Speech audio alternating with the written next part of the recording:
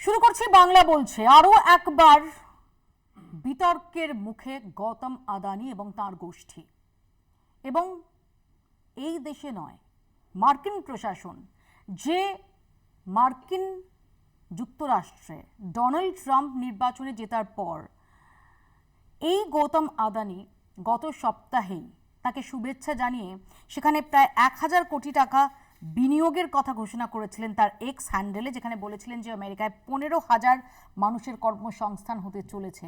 সেই মার্কিন প্রশাসন এবার সরাসরি অভিযোগ তুলল গৌতম আদানির দিকে। অভিযোগ অত্যন্ত গুরুতর। সরকারি অফিসারদের ঘুষ দেওয়া হয়েছে এবং সেই ঘুষের অঙ্ক নাকি 2000 কোটি টাকারও বেশি। এই নিয়ে আমরা আলোচনা করব। আমাদের সঙ্গে যারা রয়েছেন তাদের সঙ্গে পরিচয় করে দিই। বিজেপির পক্ষ থেকে রয়েছেন শঙ্কুদেব পণ্ডা, আমাদের সঙ্গে রয়েছেন অনির্বাণ ব্যানার্জি, রয়েছেন অভিষেক ব্যানার্জি কংগ্রেসের পক্ষ থেকে, কিছুক্ষণের মধ্যেই যোগ দেবেন সিপিআই এর পক্ষ থেকে সৈকত গিরি, এবং আমাদের সঙ্গে সরাসরি রয়েছেন রাজনৈতিক বিশ্লেষক শুভময় মৈত্র। আমি শুরুতে আপনাদের দেখাবো ঘুষ কেলেঙ্কারিতে মার্কিন আদালতে গৌতম আদানির বিরুদ্ধে গ্রেফতারি পরোয়ানা। অভিযোগ ভিত্তিহীন, বিবৃতি দিয়ে দাবি আদানি গ্রুপের। আদানিকে সুরক্ষা দেন স্বয়ং প্রধানমন্ত্রী, দ্রুত গ্রেফতারের দাবি বিরোধী দলনেতা রাহুল গান্ধীর। আদানির বিরুদ্ধে 2200 কোটি টাকা ঘুষের অভিযোগ, আমেরিকার আদালতে গ্রেফতারি পরোয়ানা জারি। প্রধানমন্ত্রী সুরক্ষা দিচ্ছেন আদানিকে, এদিনই আদানিকে গ্রেফতারির দাবি রাহুলের। বৃহস্পতিবার ভারতীয় উদ্যোগপতি গৌতম আদানির বিরুদ্ধে মার্কিন আদালতে বড়সড় ঘুষের মামলা। ভারতের বৃহত্তম সৌর বিদ্যুৎ প্রকল্পের বরাত পেতে 265 মিলিয়ন মার্কিন ডলার ঘুষের প্রস্তাবের অভিযোগ আদানিদের বিরুদ্ধে। ভারতীয় টাকায় ওই ঘুষের পরিমাণ 2237 কোটি টাকা। গৌতম আদানির সঙ্গে তার ভাইপো সাগর আদানিও এই মামলায় অভিযুক্ত। এছাড়াও অভিযুক্তদের মধ্যে রয়েছেন আদানি গ্রিন এনার্জি লিমিটেডের সিইও বিনীত জৈন। গৌতম ও সাগর দুজনের বিরুদ্ধেই গ্রেফতারি পরোয়ানা জারি করেছে আমেরিকার প্রশাসন। মার্কিন আদালতে আদানির বিরুদ্ধে গ্রেফতারি পরোয়ানা জারি হতেই উত্তপ্ত জাতীয় রাজনীতি। আদানি ইস্যুতে ফের সরব হন রাহুল গান্ধী। আদানিকে গ্রেফতারির দাবিতে সুর চড়ান লোকসভার বিরোধী দলনেতা। और ये हम मांग बहुत दिनों से कर रहे हैं, अदानी जी का अरेस्ट होना चाहिए, आज अरेस्ट होना चाहिए। माधवी बुच जो हैं, जो उनकी प्रोटेक्टर हैं, जिन्होंने कोई इन्वेस्टिगेशन नहीं किया, उनको हटाया जाना चाहिए, उन पर इन्वेस्टिगेशन होना चाहिए। কোনোদিনই আদানিকে গ্রেফতার করা হবে না। আদানির পেছনে রয়েছেন স্বয়ং প্রধানমন্ত্রী, দাবি রাহুলের। प्रधानमंत्री जी 100% इस व्यक्ति की प्रोटेक्शन कर रहे हैं, और इस व्यक्ति ने हिंदुस्तान के एसेट्स लिए हैं, भ्रष्टाचार करके एसेट्स लिए हैं। ये व्यक्ति बीजेपी को पूरा समर्थन करते हैं, पूरा सपोर्ट देते हैं। ये एस्टैब्लिश चीजें हैं, हम दोहराते जाएंगे। जेपीसी की मांग हमारी है। রাহুলের মন্তব্যের পর পাল্টা আসরে নামে গেরুয়া শিবির। যাবতীয় জবাব দিতে হবে সংশ্লিষ্ট সংস্থাকেই, জানান বিজেপি নেতা সম্বিত পাত্র। एक मुद्दा सामने आया है, सुबह से मीडिया में हम सब देख रहे हैं। एक कंपनी को लेकर उसके ऊपर कुछ केस है, यूएस में केस चल रहा है, आक्षेप प्रति आक्षेप है। हम लोगों का स्पष्ट मानना है, जहां तक कंपनी और कंपनी का केस का विषय है, कंपनी उस पर अपना स्टेटमेंट जारी करेगी, कंपनी उस पर अपना बचाव स्वयं करेगी।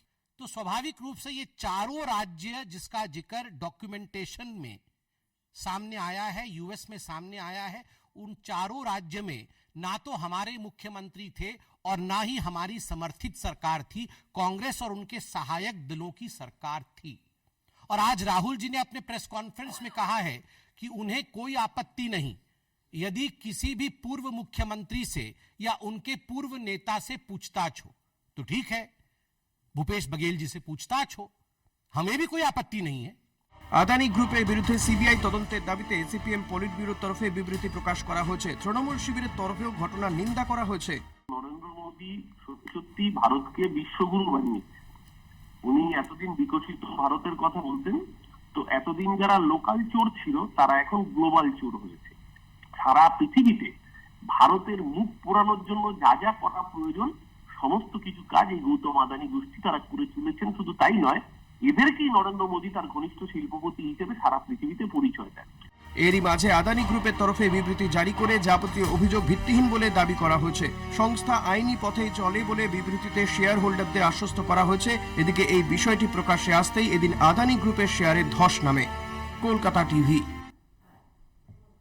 শঙ্কুর কাছে শুরুতে আসি। শঙ্কু, আরও একবার বিতর্কে গৌতম আদানি, এবং আমরা দেখলাম যে এই বিতর্কের জেরে আদানির সংস্থার যে যে সমস্ত কোম্পানিগুলো, তাদের শেয়ারে একটা বড়সড় ধস। কিন্তু রাজনৈতিকভাবে যদি আমরা দেখি যে এই আদানিকে কেন্দ্র করে বারংবার রাজনৈতিক বিতর্ক শুরু হয়েছে। আমরা হিন্ডেনবার্গ বা রিপোর্ট দেখেছি, সেই সময়ও আদানির হয়ে প্রবল ব্যাট করতে দেখেছি আমরা গেরুয়া শিবিরকে।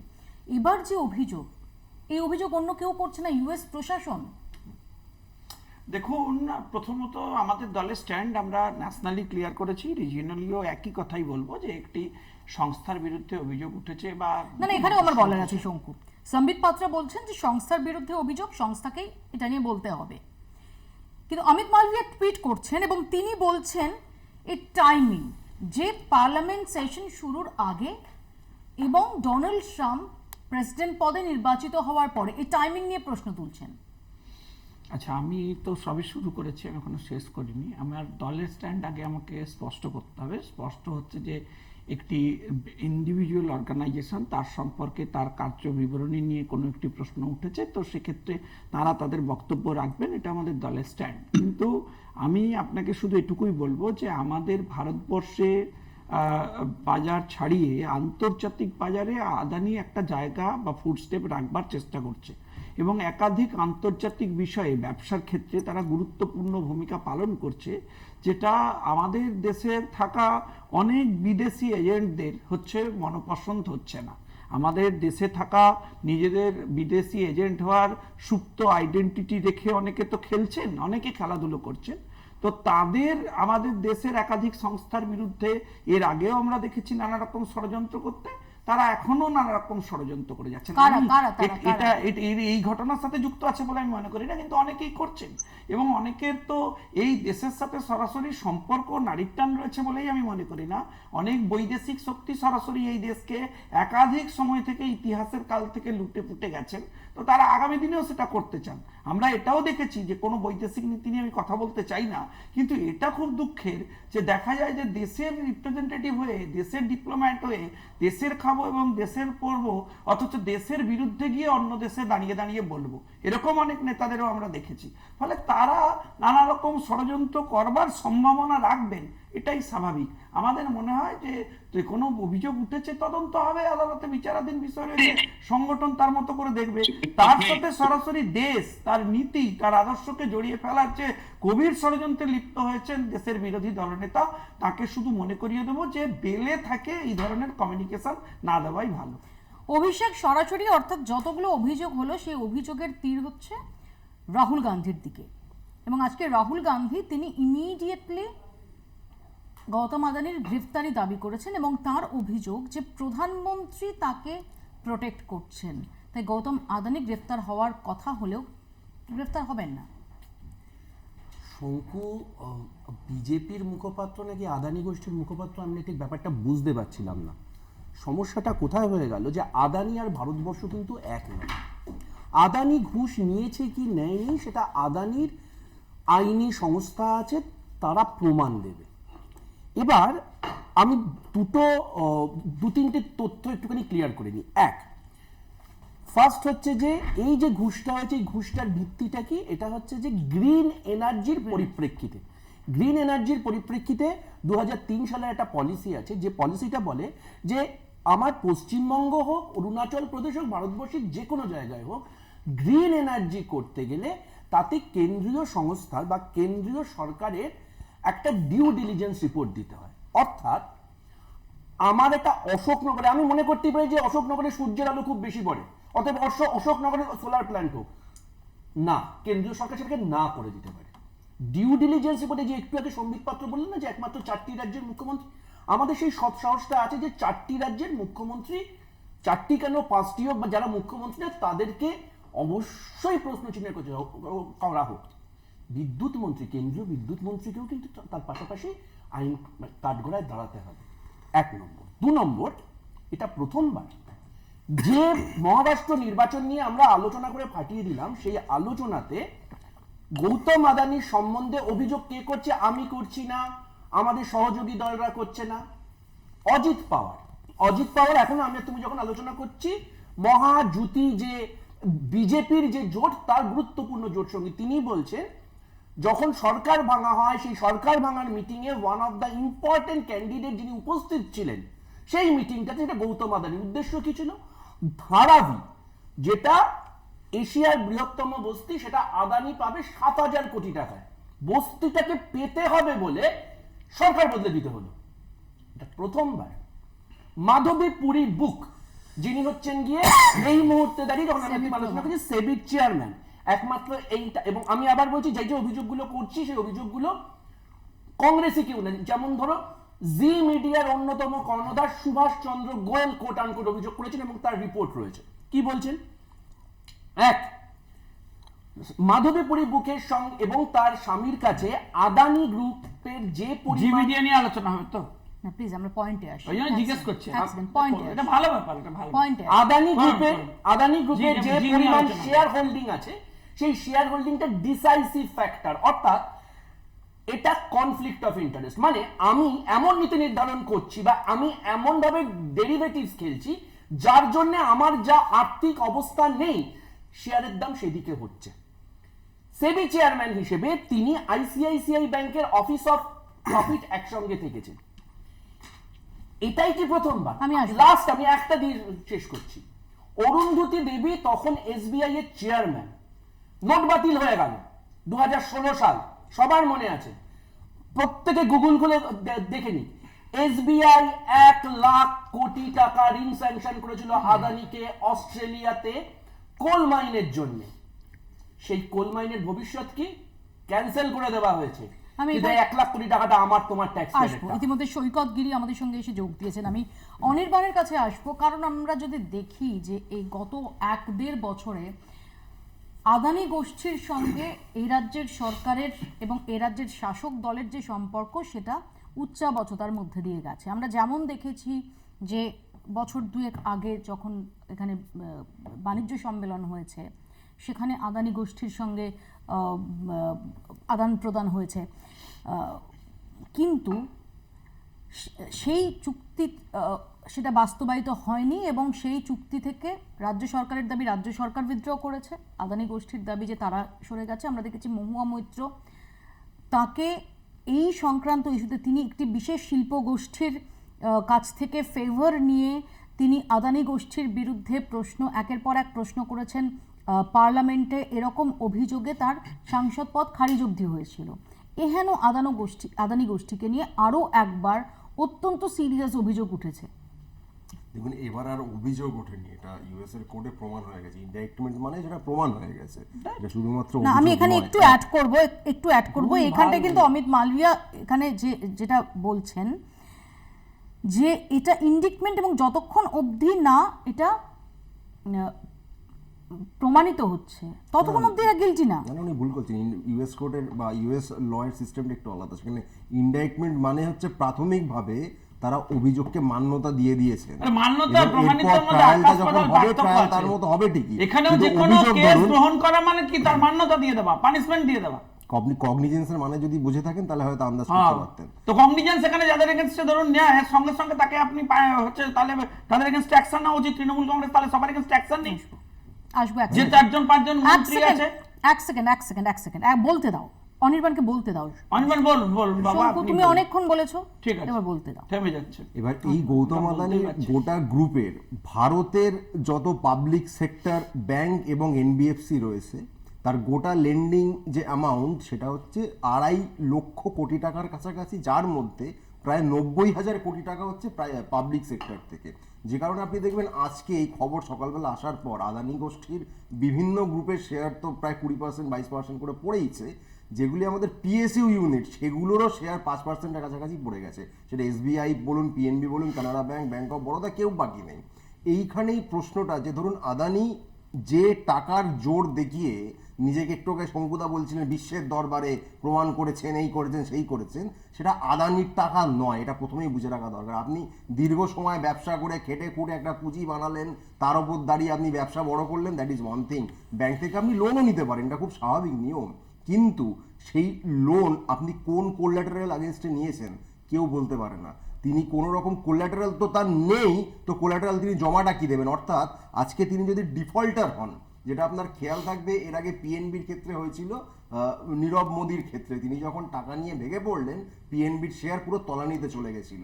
এবং এতে এফেক্টটা কি হয়? ধরুন আপনার আমার জমানো টাকা এই নরেন্দ্র মোদী বা অমিত শাহর রাজ্য থেকে ঘনিষ্ঠ কয়েকজন ব্যবসায়ী সেই টাকা নিয়ে, আপনার আমার টাকা, তার টাকা নয় কিন্তু, আপনার আমার টাকা নিয়ে সেটা দেখিয়ে তিনি ব্যবসা ইত্যাদি সব করছেন, কিন্তু টাকাটা ফেরত যদি ব্যাংকে না দেন, আপনার আমার হাতে কিন্তু হ্যারিকেন হয়ে যাবে।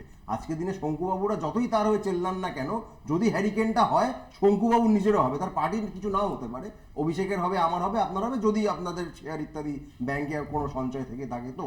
এবং আজকের দিনে আপনি এবং জানেন আমরা সরকার দেখলাম তো যে এলআইসির শেয়ার ব্যাপকভাবে ধাক্কা সব খেয়েছে। কিছু, আমি আপনাকে বলছি, SBI, SBI, PNB, bank of Baroda, Canara bank, Union bank, IREDA, PFC, REC সবকটা সরকারি যার public সাথে sector-এ সাধারণ মানুষের আপনার সঞ্চয়, প্রত্যক্ষ সমস্ত যোগাযোগ। আপনি কিসে লাগিয়েছিলেন? সাধারণ আপনার মানুষ লাগিয়েছিলেন রিলায়েন্সে।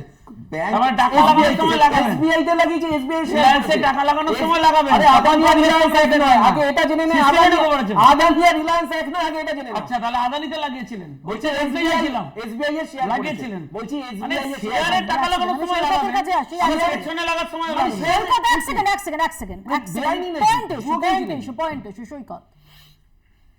দেখুন, প্রথমত যেটা বিষয় হচ্ছে, একটা অভিযোগ যখন উঠেছে এবং সেই অভিযোগের প্রাথমিক সত্যতা যখন সামনের দিকে এসছে, আমি জানি না এখানে শঙ্কুদারা বিজেপির প্রতিনিধি নাকি আদানি গ্রুপ আবার নতুন করে কোনো মিডিয়া মুখপত্র ঠিক করেছে। সকাল থেকে আমরা বলছি যে এটা শুধুমাত্র আদানি স্ক্যাম নয়, এ তো পরিষ্কার বাংলায় বোঝা যাচ্ছে মোদানি স্ক্যাম। মোদির লোকেরা নেমে গেছে, অমিত মালব্য বা BJP spokes person, RSS spokes person, তারা রাস্তায় নেমে সরাসরি আদানিকে বাঁচানোর কাজ করছে। আমি বলছি, এত কোটি টাকার দুর্নীতি, তাহলে কি ধরে নিতে হবে যে আদানির বিরুদ্ধে অভিযোগ উঠলে যদি দেশের সরকারের শাসক দলের নেতারা তাকে ডিফেন্ড করবার জন্য শিল্ড হিসেবে একদম সামনের সারিতে থাকে, তাহলে এর আগে মেহুল চোকসি, বিজয় মালিয়া, যাদের বিরুদ্ধে এত টাকা, কোটি কোটি টাকার দুর্নীতির অভিযোগ, তাদের বিরুদ্ধে তো আমরা বারবার বলেছিলাম যে সব জানতো মোদি এবং পালিয়ে যেতে সবটা ব্যবস্থা করে দিয়েছিল। দেখুন, ফরেন জাস্টিস সিস্টেমে যদি কোনো একটা করাপশন ধরা পড়ে এবং তার যদি প্রাথমিক সত্যতা যাচাই করবার ক্ষেত্রে সাধারণভাবে তাকে এবং আমেরিকার আইনে আছে যে যদিও গৌতম আদানি তিনি ভারতের নাগরিক, কিন্তু আমেরিকার আইন অনুযায়ী সেখানে বিনিয়োগ করেছেন, সেখানে ব্যবসায়িক স্বার্থ জড়িত রয়েছে, এমন কারো বিরুদ্ধে তদন্ত শুরু করতে পারে ইউএস অ্যাডমিনিস্ট্রেশন। এবার বিষয়টা হচ্ছে, আজকে আমরা যখন এই আদানি নিয়ে আলোচনা করছি, আপনি কিছুক্ষণ আগে অনির্বাণদাকে প্রশ্ন করবার আগে একটা কথা বলেছিলেন, লোকসভায় কিন্তু বারে বারে আদানির বিরুদ্ধে একের পর এক অভিযোগ বিরোধী রাজনৈতিক দলের কর্মীরা, আমার দলের এমপিরাও বারে বারে সংসদে তুলেছে। এবং যতবার আদানি নিয়ে প্রশ্ন করা হয়েছে, ততবার পার্লামেন্টের ভেতরে যে সাংসদ প্রশ্ন করেছে তার বিরুদ্ধে বিভিন্ন রকম ভাবে হেনস্থা করা হয়েছে। আমি রিসেন্টলি আপনাকে একটা উদাহরণ দিতে পারি। গুজরাট বিধানসভার ভেতরে কংগ্রেসের 2 বিধায়ক আদানিকে নিয়ে প্রশ্ন করেছিল এবং তার পরবর্তীকালে দেখা গেছে সেই 2 জন বিধায়কের বিরুদ্ধে বিজেপির সরকার এমন মানসিক প্রেসার তৈরি করে এবং তারা পরবর্তীকালে সেখানে সারেন্ডার হতে হয়, তার মধ্যে একজন বিজেপিতে যোগদান করে। এবং আমি দেখুন, সবটাই তো রাজনীতির সম্ভাবনার খেলা, কিন্তু আজকে আপনাদের প্রথমে আমি ধন্যবাদ জানাবো যে আপনারা এই ইস্যুটা নিয়ে অন্তত ডিবেট করছেন।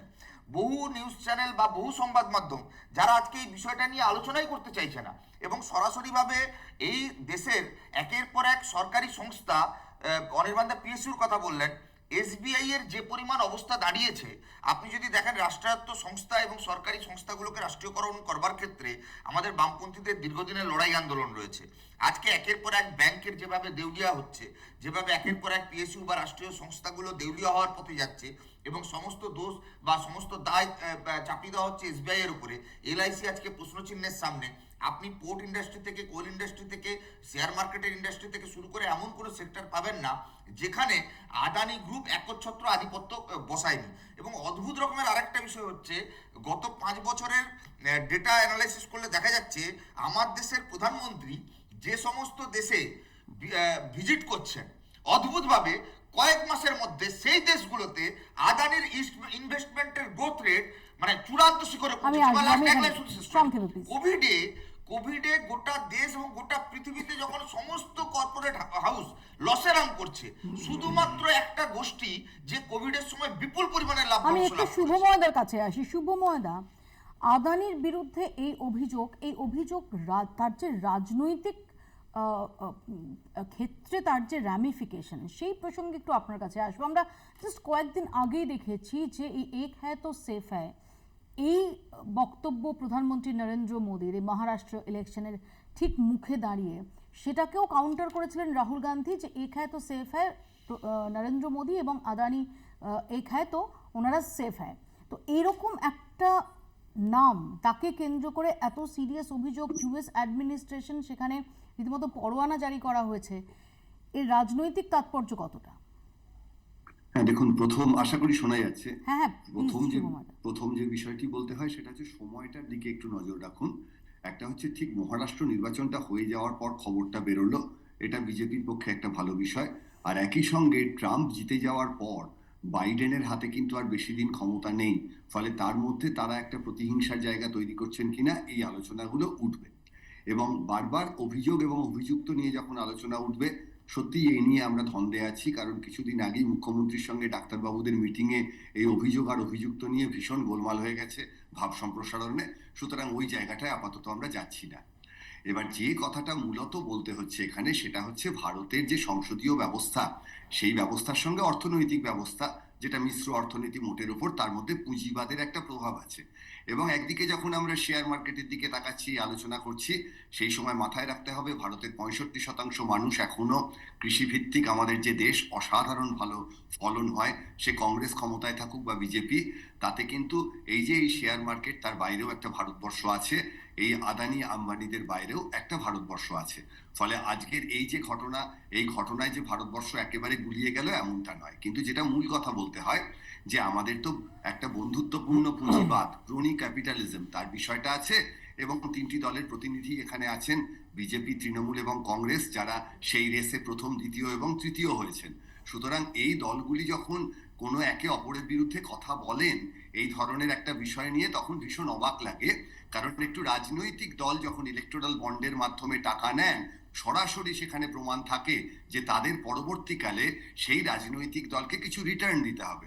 ফলে আজকে আদানির দিকে যখন আঙুল তোলা হচ্ছে, অবশ্যই বিজেপির সঙ্গে আদানির সুসম্পর্কের কথা সবাই জানেন, কিন্তু অন্য রাজনৈতিক দল এই উদাহরণটি দেখিয়ে বিরুদ্ধে কথা বললে সেটা অনেকটা পশ্চিমবঙ্গের ঘটনার আলোচনার সঙ্গে সঙ্গে উত্তরপ্রদেশ চলে যাওয়ার মতো রাজনৈতিক আলোচনা হবে।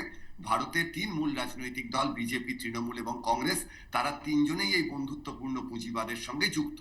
এবার প্রশ্ন হচ্ছে এই টাকাটা কাদের গেল? এই যে যদি ধরা যাক উৎকোচ বা কোনো শেয়ার বাজারে ওঠা পড়া, এই টাকাটা কাদের যায়? এই টাকাটা যায় দেশের সাধারণ মানুষের, দেশের টাকা।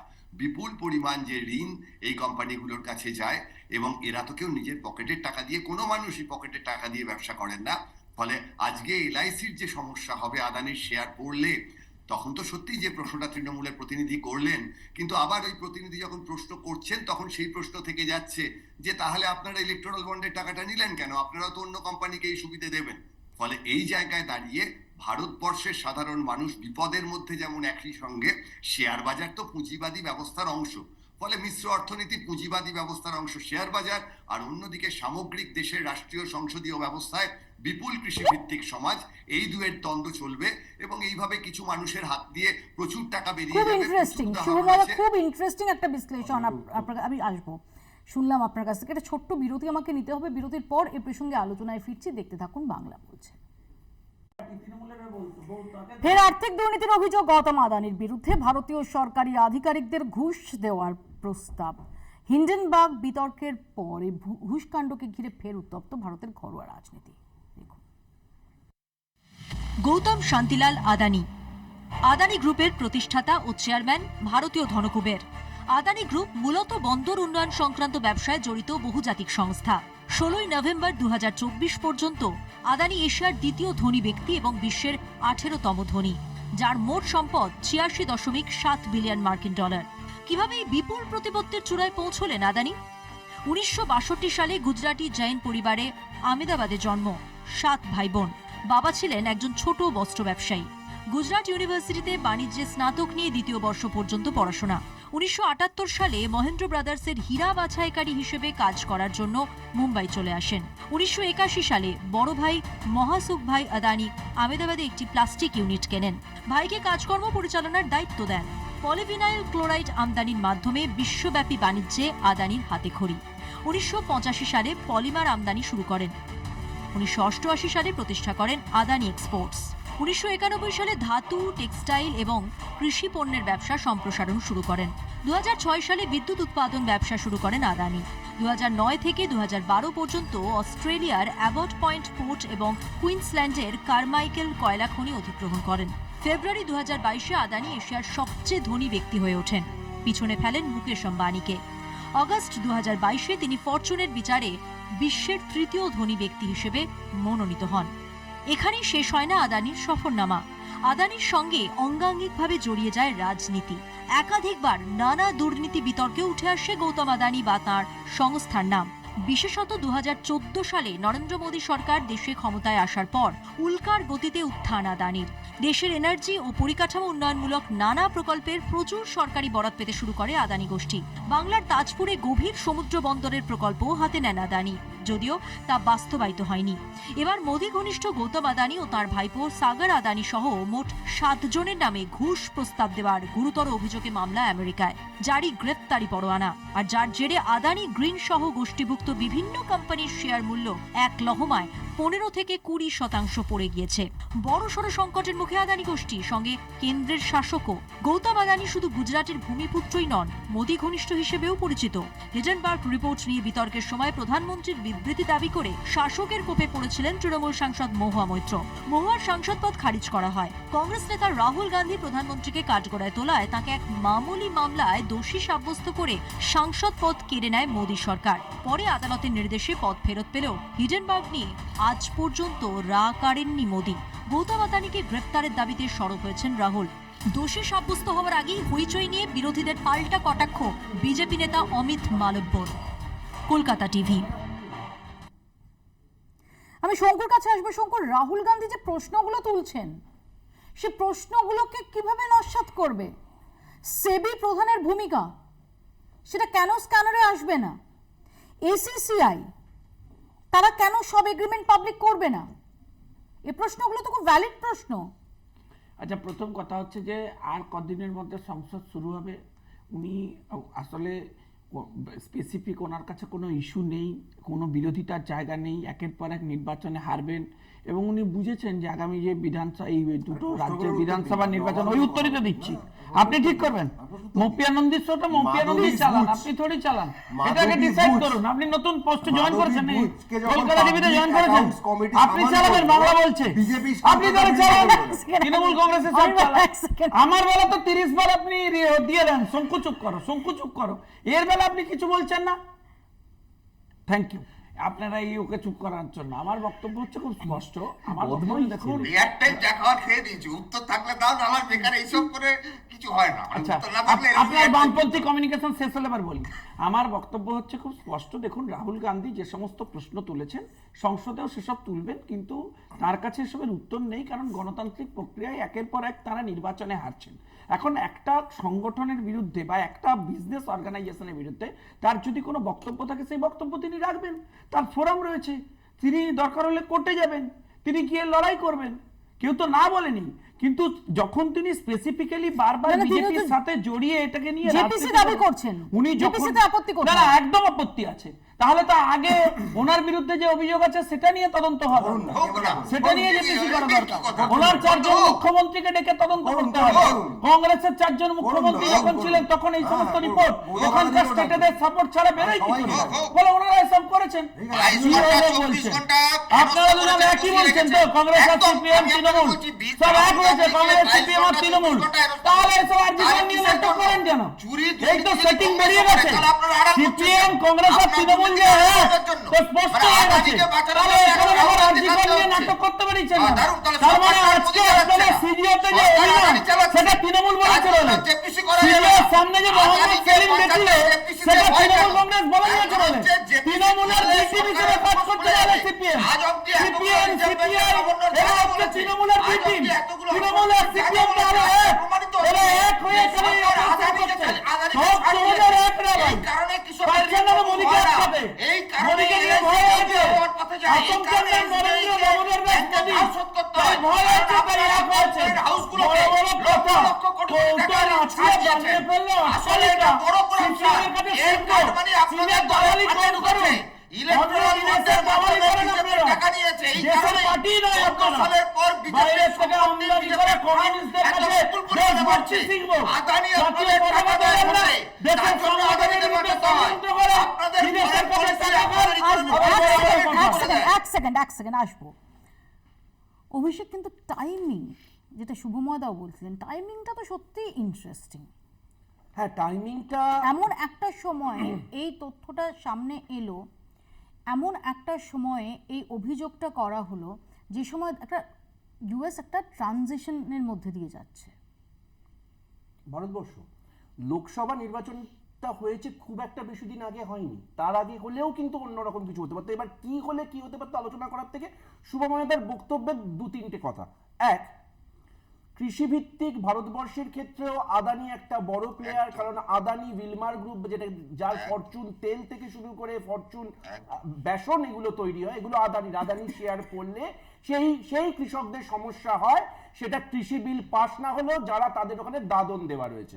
1 নম্বর পয়েন্ট। 2 নম্বর পয়েন্ট, শেয়ার বাজার শুধুমাত্র মুষ্টিমেয় ভারতীয়রা আজ আর ইনভেস্ট করে না, না জেনে সারা ভারতবর্ষ আজকে শেয়ার বাজারে ইনভেস্টেড হতে হয়। এনপিএস, ন্যাশনাল পেনশন স্কিম, যারা জানেন না তারা জেনে রাখুন, ন্যাশনাল পেনশন স্কিমে মার্কেট লিঙ্ক ইনভেস্টমেন্ট হয়। এলআইসির আন্ডারে ইউনিট লিঙ্ক ইন্স্যুরেন্স পলিসি আপনাকে কেনানো হয়, যেটা মার্কেট লিঙ্ক, আপনি না জেনে ইনভেস্ট করেন। অর্থাৎ শেয়ার বাজার আজকে পাড়ার পাঁচুদা থেকে 5 তলায় থাকা বা 5 তলাতে থাকা মানুষদের সবার ক্ষেত্রে প্রযোজ্য। এটা পয়েন্ট নাম্বার 2। পয়েন্ট নাম্বার 3 হচ্ছে যে শঙ্কু যাই গোলানোর চেষ্টা করুক না কেন, গোলাচ্ছি কোথায়, স্পষ্ট করে বলছি যে কংগ্রেসের বলতে দাও, রাজনৈতিক শঙ্কু এজেন্ডা বলতে দাও। এবং আমেরিকাতে যেহেতু একটা শঙ্কু সরকার বলতে চলে দাও। গেছে, আরেকটা সরকার চলে যাওয়ার আগে এই ধরনের জিনিস প্লান্টেড হচ্ছে কিনা এটা শঙ্কু খতিয়ে বলতে দেখতে দাও। হবে। বলুন, তোমাদের বলুন, স্পষ্টভাবে বলতে পারছেন না। এক সেকেন্ড। প্রথম কথা হচ্ছে জুডিশিয়ারি অভিযুক্ত করেছে, সরকার ব্যতি রেখে জুডিশিয়ারি আশা করা যায় নিরপেক্ষ। ধর্মসাই রিপোর্ট সব আপনারা বলতে কি দাও, করেছেন, বলতে কি দাও, অর্গানাইজেশনকে শঙ্কু বলতে দাও, শঙ্কু বলতে দাও, শঙ্কু আচ্ছা, বলতে দাও। বলুন ভাই, আপনি জুডিশিয়ারির বলুন। কথা বাদ আমি দিন, চুপি করে জুডিশিয়ারি আমেরিকা জুডিশিয়ারি আমরা জানি না। আচ্ছা, নীতিন গডকরি তো ভারতবর্ষের লোক, নীতিন গডকরি কি বলেছিলেন? এইটা নিয়ে কি বলবো? না, নীতিন গডকরি কি বলছেন? এখন আমি বলবো না। নীতিন গডকরি কি আমি বলেছিলেন? আমার কোন লোকের আরে নীতিন গডকরি ভালো লোক, আমি তো এটাও আমাকে বলতে দল থেকে বের করে দেবে। নীতিন গডকরি ভালো লোক, আমি তো এটাও আমি বলতে বিজেপির হয়ে না বললে নীতিন গডকরি বের করে বলেছেন, দেবে, কিন্তু বলতেই পারছি না। আমি নীতিন গডকরির নাম বলেছি, চুপ করে যাচ্ছি। নীতিন গডকরি বলেছিলেন সারা ভারতবর্ষে এবার থেকে রিনিউয়েবল এনার্জি বা গ্রিন এনার্জি চালিত গাড়ি চালানো হবে। গৌতম আদানি কি বলছেন যে এই মানে কেন এই গ্রিন এনার্জির প্রতি ওনার এত ভালোবাসা? $200 কোটি পর্যন্ত প্রফিট হতে পারে। আমেরিকা কেন তার বিরুদ্ধে তদন্ত করছে? কারণ আমেরিকাতে সরকারি শুভময়দা রেসপন্ড করতে চান, সরকারি বন্ড বিক্রি করতে গেছিল। শুভময়দা বেশ করেছে। ঠিকই বলেছেন যে শেয়ার বাজারে ইনডাইরেক্ট মানুষের সম্পদ ইনভেস্টেড হচ্ছে। আমার বক্তব্য হচ্ছে যে এই ধরনের শেয়ার বাজার যদি ভেঙেও পড়ে, সেক্ষেত্রেও ভারতের অর্থনীতির মেরুদণ্ডে খুব অসুবিধে হয় না। এর আগে আপনারা নিশ্চয়ই লক্ষ্য করেছেন, সম্ভবত 2008 সালে যখন সারা পৃথিবীতে ব্যাংকিং এর একটা সমস্যা হয়েছিল, ভারতবর্ষ মোটের ওপর সামলে নিয়েছিল, তখন অভিষেকের দলই ক্ষমতায় ছিল। কিন্তু বারবার যে প্রশ্নটা আসছে সেটা হচ্ছে যে আমাদের দেশের অর্থ যখন শেয়ার বাজারে ইনভেস্টেড হচ্ছে, তারই আরেকটা রূপ হচ্ছে আমাদের দেশের যে সরকারি ব্যবস্থা, যে বড় বড় শিল্পোদ্যোগ, তার যে বিলগ্নীকরণ। এবং এই বিলগ্নীকরণের কথা কখন থেকে শুরু হয়েছে? বিলগ্নীকরণ মানেই তো সবটা খারাপ নয়, কিন্তু কংগ্রেসই এই পথটা দেখিয়েছে। এবং বিলগ্নীকরণের পথ যখন আপনি দেখাবেন, 90-এর দশক থেকে মনমোহন সিং, পিভি নরসিমহা রাও, সেই পথেই বিজেপিও চলেছে। অর্থাৎ কংগ্রেস এবং বিজেপি, এই যে দুই রাজনৈতিক দলের অর্থনৈতিক ভাবনার মধ্যে খুব বিরাট কিছু পার্থক্য আছে এমন নয়।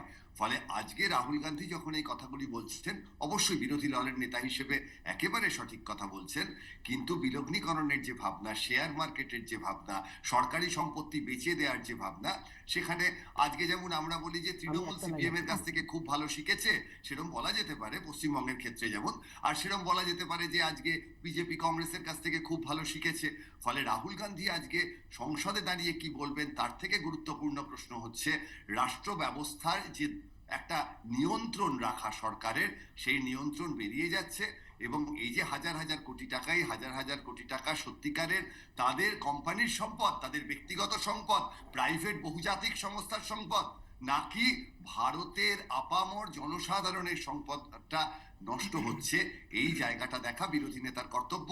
তার আগের লোকরা ভুল করে থাকতেই পারেন, আশা করি রাহুল গান্ধী এবার ঠিকঠাক পড়াশোনা করে সংসদে ভারতবর্ষের গরিব মানুষকে প্রোটেক্ট করার চেষ্টা করবেন।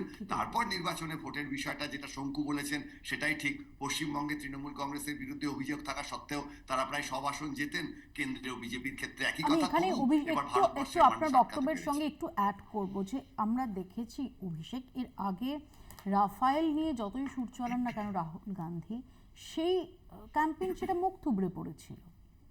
আচ্ছা, আমি একটা এবং মহারাষ্ট্রেও এই একাত সেফায় নিয়ে রাহুল গান্ধীর যে আদানি কটাক্ষ, সেটা আদৌ কতটা ইম্প্যাক্ট করতে পেরেছে সেটা 23 তারিখে বোঝা যাবে। ঠিক, সবার উপর মানুষ সত্য, এই ব্যাপারে মানে যদি মানুষ সেই বক্তব্য না গ্রহণ করে তাতে কিচ্ছু বলা যায় না এবং তাতে সত্যিটাও মিথ্যে হয়ে যায় না। কেন বলছি, একটা একটা করে বলি। এক, ক্যাপিটালিজম আর ক্রনি ক্যাপিটালিজম এক নয়। শিল্পপতি ভারতবর্ষের সমাজে কেন, পৃথিবীর সব সমাজেই থাকবে। আদানি অ্যাজ আ শিল্পপতি আমাদের সঙ্গে ওদের কোনো শত্রুতার জায়গা নেই। সমস্যার জায়গাটা হচ্ছে ইলেকট্রাল বন্ড নেয়নি তো? হ্যাঁ, কংগ্রেস ইলেকট্রাল বন্ড নেয়নি তো? ইলেকট্রাল বন্ড কালকে বেআইনি ঘোষণা হয়ে যাক, কালকে থেকে আরে ওর পার্সেন্টেজটা একটু বাড়ানোর ছকে আছে। আমি তো শেষ করে নি। শুভময় দা স্পষ্ট করে বলুন, যা পেয়েছে তাতে তো স্যাটিসফাইড নয়, এবার একটু বেশি ভাই চাই, একটু তাই শেষ এত করতে দে পেটে ভাই, খিদে হয়েছে, তাই ভাই একটু আওয়াজ। শেষ করতে দে। শেষ তো করে দিয়েছো। 2000 তোমরা কোটি দেশটাও টাকা শেষ করে ঘুষ দিয়েছো, দিয়ে, বাংলাটাও 2000 কোটি তোমরা টাকা হাজার ঘুষ হাজার দিয়ে কোটি টাকার একটা মামলাতে শিল্প বলেছো পাওয়া, বড় বড় কথা। শিল্প পাওয়া, কোন কেসে বেলে আছো? তাহলে একদম যে বড় বড় ঘটনা কথা, করবে বড় বড় কথা। তোদের উকিল বড় dialogue। মেরুদণ্ড এনে কত কত করে তোদের দেশটা পার্টি, দিয়েছো তোমরা। তোদের পার্টির আজকে উকিল দেশটা অবস্থা করো। ভাঙচুর হয়েছে তোমাদের তোদের জন্য। পার্টিতে তো দেশ শুধু উকিল ধর্মের হবে। জন্য, আরে পরিবারের শিক্ষিত উকিল হবে। হবে। দেশ কিন্তু কিন্তু তোদের আগে। দু একটা ভারত, এখানে কৌস্তব বক্তব্যের উকিল আছে। তো তাকে দিয়ে যেতে না। কৌস্তব তো আমি আসবো এক সেকেন্ড, উল্টোপাল্টা এক সেকেন্ড আমার এটা এইটা মানা যাবে না। এক সেকেন্ড অনির্বাণের কাছে আমার এখানে প্রশ্ন যে আমরা যদি আদানি গোষ্ঠীকে নিয়ে সাম্প্রতিক অতীতে যে বিতর্কগুলো হয়েছে এবং বেশ কিছু ঘটনা প্রবাহ দেখি, প্রথমত রাহুল গান্ধীর সাংসদ পদ খারিজ হওয়া, ডেফিনেটলি তিনি কনভিক্টেড হয়েছিলেন, যেটা পরবর্তীকালে সুপ্রিম কোর্টে সেটা খারিজ হয়ে যায়, কিন্তু ডেফিনেটলি তিনি কনভিক্টেড হয়েছিলেন লোয়ার কোর্টে। কিন্তু তারপর একদম সময় অতিবাহিত হতে না দিয়ে তৎক্ষণাৎ তার সাংসদ পদ খারিজ হয়েছিল, যেটা পরবর্তীকালে তিনি আবার ফিরে পেয়েছিলেন। সেই সময় রাহুল গান্ধী অভিযোগ করেছিলেন যে তিনি আদানি নিয়ে সুর চড়াচ্ছিলেন পার্লামেন্টে, সে কারণেই এত তড়িঘড়ি তার সাংসদ পদ খারিজ হয়েছিল, যেটা আরও কিছুদিন পরেও করা যেতে পারত। মহুয়া মৈত্রের যে ঘটনা, সেই ঘটনা নিয়েও তারপর কি হয়েছে এখনো পর্যন্ত কেউ জানে না, কিন্তু মহুয়া মৈত্রের ঘটনা নিয়েও এই অভিযোগ করা হয়েছে তোমাদের দলের পক্ষ থেকে, বা মহুয়া মৈত্র নিজে বলেছেন যে আদানির বিরুদ্ধে সুর চড়িয়েছেন, যে কারণে তাকে এটা ফেস করতে হয়েছে। 100বার দেখুন, যে এথিক্স কমিটি আগের বছরের শেষার্ধটা এথিক্স কমিটি নিয়ে তো আমরা প্রচুর সময় কাটালাম, বা মহুয়া মৈত্র সাংসদ পদ খারিজও হলো, এবং তখন আমরা খুব বিজেপির মুখে শুনেছিলাম যে তারা সিবিআই তদন্ত করবে, ইডি তদন্ত করবে, দেশ বিরোধী কাজ করেছে এক্ষুনি অ্যারেস্ট করবে। সিবিআই তদন্ত আজকে কোন জায়গায় দাঁড়িয়েছে? ইডি তদন্ত কোন জায়গায় দাঁড়িয়েছে? 2 কোটি টাকা তিনি নাকি ঘুষ নিয়েছিলেন, কোথায় সেই ক্যাশ? একদম হ্যাশট্যাগ দেওয়া হয়েছিল ক্যাশ ফর কোয়ারি, একদম এটা হ্যাশট্যাগ ছিল যখন এই বিতর্কটা শুরু হয়, ওয়্যার ইজ দ্য ক্যাশ? হ্যাঁ, cash for query, cash for question, whatever, মানে ওয়্যার ইজ দ্য ক্যাশ। তারপর বললো না ক্যাশ না, 2টো জুতো, তারপর বললো 4টে লিপস্টিক, 5টা ব্যাগ, এইখানে নেমে এলো। সেখান থেকে তারপরে বললেন যে তার যে বন্ধু যিনি দুবাই না আরব কোথায় বলে দেখা গেল তারা সবচেয়ে বেশি ইনভেস্ট করেছে। এই যে দেখবেন গোটা সিরিয়াস জিনিসগুলো বিজেপি সবসময় এই খেলে জায়গাটায় নামিয়ে আসে। আপনি একটু আগে বলছিলেন আপনি একটু আগে বেকসুর বলছিলেন খালাস যে হয়ে গেছে নাকি আপনি আইনজীবী pitch হিসেবে মহুয়া মৈত্রের বিরুদ্ধে তদন্ত চলছে না আমি বলুন উনি ইনভেস্টিগেশন ফেস এফআইআর করছেন নাম্বার না বলুন এফআইআর নাম্বার আপনি তো বলেছিলেন এফআইআর নাম্বার এফআইআর নিয়ে নিতে আর 5 মিনিট লাগবে জানেন না বলুন নাম্বারটা বলুন ইন্টারোগেশনের আন্ডারে আছে নাম্বারটা বলুন নাম্বারটা বলুন বেকসুর খালাস নাম্বারটা নাকি? বলুন না, আমার তো খালাস হয়ে এক গেছে। সেকেন্ড, আমার এখানে দোষ থেকে মুক্ত লজ্জা করছে না কি করেছেন এক সেকেন্ড আপনি একটু আগে পোল পিচের কথা বলছিলেন যে আদানি সংক্রান্ত প্রশ্নে ভোটের কি হবে বিজেপি যে 400 থেকে 240 নেমে এলো আপনি আমাকে বিশ্বাস করতে বলেন সেখানে আদানি আপনারাই তো বলতেন যে গণতন্ত্র নেই মোদিজি নির্বাচন করাতে চান না আপনারা কোন ধরনের কথা বলেন মশাই যেতে পারে নির্বাচনের রেজাল্ট নেই আসবার পর ইভিএম চেক করে এই যে ঘটনাক্রমগুলো নিয়ে আলোচনা করছিলাম এতক্ষণ, এগুলোকে নিছকই কাকতালীয়। বিরোধীদের তো অভিযোগ যখনই আদানি নিয়ে কেউ প্রশ্ন তোলে, না হলে তো সত্যি একটা সংস্থা ডেফিনেটলি এই ধরনের অভিযোগ এলে সেই সংস্থার উপরই দায় বর্তায়। কিন্তু সত্যি অনেকগুলো ঘটনা প্রবাহ এমন ভাবে হয়ে গেছে যেখানে দাঁড়িয়ে আদানি তার এতটা যে দাপট সেই গোটাটাই প্রধানমন্ত্রী নরেন্দ্র মোদীর প্রশ্রয়ে বা মদতে, এবং 2014 পরবর্তী সময় যে মিটিওরিক রাইজ আমরা আদানির দেখেছি, সেটা কি অস্বীকার করা যায়? দিদি আমি না আপনার আমি ফ্যান কেন, আপনার একটা শব্দবন্ধ আজকে আমাকে হিট করেছে, কাকতালীয়। আবার দেখুন শুভময় দা, ওনার শিক্ষাগত জায়গাতে আমি ওনার ফ্যান, এই দুটো কাকতালীয় মেলাতে চাই। আপনার কাকতালীয় আর ওনার কাকতালীয় ঠিক কোন সময় আদানির এই কেসটা বিদেশ থেকে লঞ্চ করা হলো, কারা এখন ক্ষমতায় আছেন ওখানে, কেন লঞ্চ করলেন, নির্বাচনের রেজাল্ট বেরোনোর পরই কেন লঞ্চ হলো, এবং ভবিষ্যতে এর কি হবে সেটা আদালতেই বিচার হবে যখন তখন দেখা যাবে। দেখুন একটা অর্গানাইজেশন আমি আমার অনুরোধ আমাকে কাকতালীয় ভাবে আমি 2 সেকেন্ড আমি 2 সেকেন্ড বলতে চাই। কাকতালীয় নয় বলেই আমি স্পষ্ট করে বলছি যে যখন এটা তদন্ত হবে, আজকে এই সরকার চলে যাচ্ছে ওখানে, ওখানকার নতুন সরকার ক্ষমতায় আসছে, আমরা তো এটা দেখতে চাই, ফেস করতে চাই, তদন্ত ইনভেস্টিগেশন চাই। আরে আপনি জুডিশিয়ারি আমাকে দেখাবেন না, পশ্চিমবাংলার লোয়ার লেভেল জুডিশিয়ারি নমুনা আপনার কাছে শিখবো না। আপনারা সারা পশ্চিমবাংলায় লোয়ার লেভেল জুডিশিয়ারির সবথেকে বড় উদাহরণ রেখেছিলেন কামদুনিতে, জুডিশিয়ারি শেখাবো 17বার আপনারা এখানকার পিপি চেঞ্জ করেছে, জুডিশিয়ারি শেখাচ্ছেন সৈকত। আমার বক্তব্য হচ্ছে লোয়ার লেভেল জুডিশিয়ারি কাকতালীয় সময়ের কথা বারে বারে বিজেপির প্রতিনিধি বলছেন কেন আমি জানি না, হয়তো এই কনফারেন্স থেকে বলছেন যে ট্রাম্প যত তাড়াতাড়ি শপথ নিয়ে ক্ষমতা নেবেন তত তাড়াতাড়ি হয়তো আদানির ঘটনাটা ধামাচাপা দেওয়া হবে। বাবা আমি তো জানি না বলছি সেটা। না, মানে আপনারা সব আদানির যা বলছেন। সম্পদ এক সেকেন্ড তার মানে আপনি বলছেন যে সরকার এখন এটা লিক হয়েছে যে সরকারের সময় আমি বলছি তারা এটা ঠিক করেনি, আপনি বলতে যাচ্ছেন সাবজেক্ট না। তারপরে আপনি বলছেন এটা কাকতালীয়, যে কোনো রহস্য আছে। মতন হাফ প্যান্ট পরে শুধু আগে যেটা বলছি সেটা বলুন, হাফ প্যান্ট বা ফুল প্যান্ট নিয়ে আলোচনা হচ্ছে না। সাবজেক্টের মধ্যে আমি সাবজেক্টটাই বলছি, কংগ্রেস আর সিপিএম একসাথে লড়াই করবে আর আমি 2 সেকেন্ড বেশি বলার সময় পাবো না। কি লাইনে খেলছেন ভাই? আমি আপনাদের গলা কাটলো, যারা পশ্চিমবাংলা জুড়ে লাগে কংগ্রেস সিপিএম বিজেপি ছাড় পাবে না।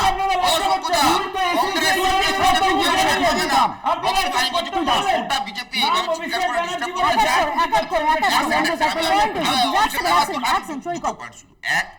এটা পরিষ্কার যে গোটা পৃথিবী জুড়ে যেভাবে পুঁজিবাদী ব্যবস্থার প্রকোপ বাড়ছে, কন্ট্রোল বাড়ছে, নিয়ন্ত্রণ বাড়ছে, এগ্রিকালচার সেক্টরও তার বাইরে নয়। আমি শুভময়দার ওই কথা রেফারেন্স টেনে এই কারণে এই কথাটা রেফার করলাম। আমার পার্টি, আমার দল কর্পোরেট কোন দলের কাছ থেকে ইলেকট্রাল বন্ডের মাধ্যমে কেন, কর্পোরেট ফান্ডের ডোনেশন কেন, আজ অব্দি 1 পয়সাও নেয়নি।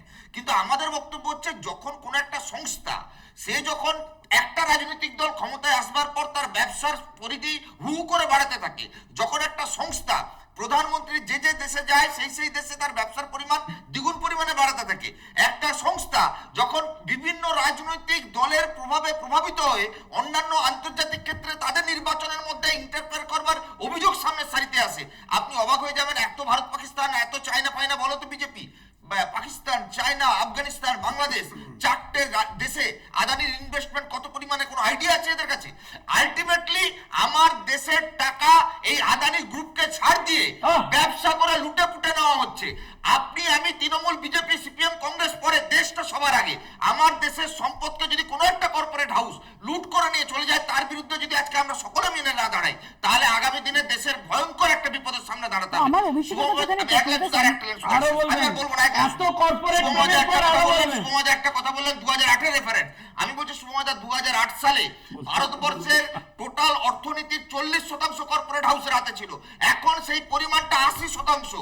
এমনকি চাল, ডাল, গম, বাকি ওই দিদি, ফরচুনের শেষ করলে তেল আমি ফেরত একটা লাইন এনেছেন, বলতে পারবো? সমস্তটা এখন নিয়ন্ত্রণ এক করছে সেকেন্ড, আদানি আমার আম্বানি। অভিষেকের কাছে প্রশ্ন আছে, কিন্তু অভিষেক সম্বিত পাত্রা যে প্রশ্নটা তুলছেন, যে রাজ্যগুলোর সঙ্গে এই গোটা কারবারটা প্রস্তাবিত ছিল, সেই তারা কেন লায়াবল হবে না? একদম লেভেল হবে, এবং সেইটাতে সম্বিত পাত্র থেকে নরেন্দ্র মোদী একটু বড় নেতা।